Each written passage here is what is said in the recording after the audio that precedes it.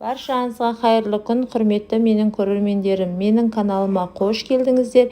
Бүгін сіздермен керемет тәсілмен бөліскім келіп отыр. Қақырықты жібітіп, жөтелді жоқ қылатын өте керемет халықтың емімен бөліскім келіп отыр. Сіздер де жасап көріңіздер, сіздерге де пайдасы тиеді деген ойдамын. Ол үшін жоғарыдағы подписация бөлімінде батырманы басып, маған тіркелмесеңіздер тіркеліп, қолдап, комментария жазып кетуді ұмытпаңыздар. Ол үшін маған осындай орташа пияз қажет болады. Ол пияздың басын осылай кесіп алып тастаймын. Пиязды ашымаймыз. Менікі алынып тұрған екен, алып тастадым. Пиязды ашымай осылай ортасын пышақтың көмегіменен үстіп кесіп алатын боламын. Бізде пияздың 2-3 қабаты қалса жеткілікті, қалғанын бәрін осылай алып тастайтын боламын. Осылай кесіп алып тастаймыз. Оны пышақтың көмегіменен, болмаса қасықтың көмегіменен осылай шұңғыл ыдыс жасайтын боламыз.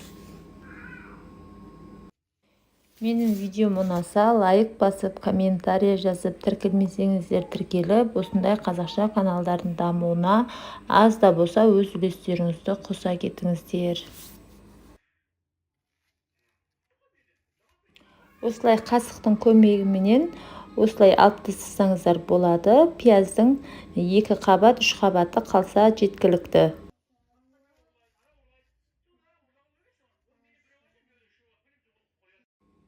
Бізде осындай шұңғыл ыдыс пайда болды. Енді осынан ішінен шыққан пияздарды жақсылап ұсақтап турайтын боламын.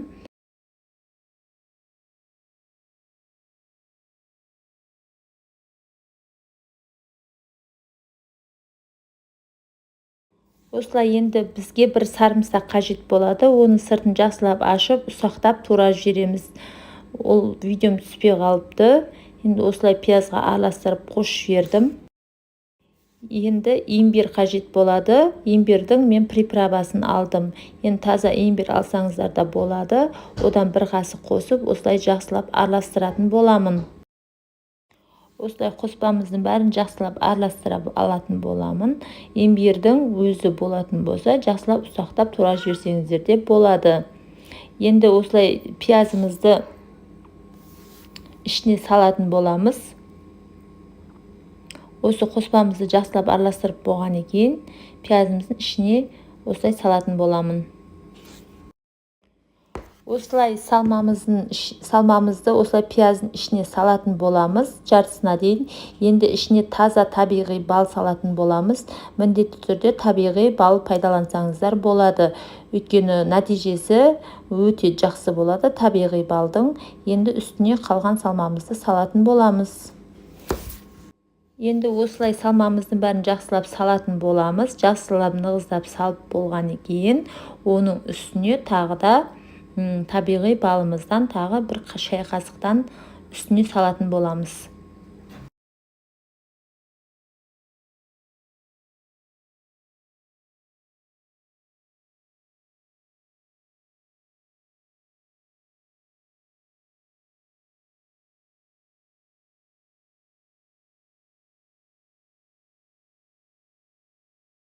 Осылай нығыздап салып болғаннан кейін, тағы да табиғи балдан тағы да бір шай қасық үстіне салатын боламыз. Жақсылап араластырып, осылай салып шығатын боламын.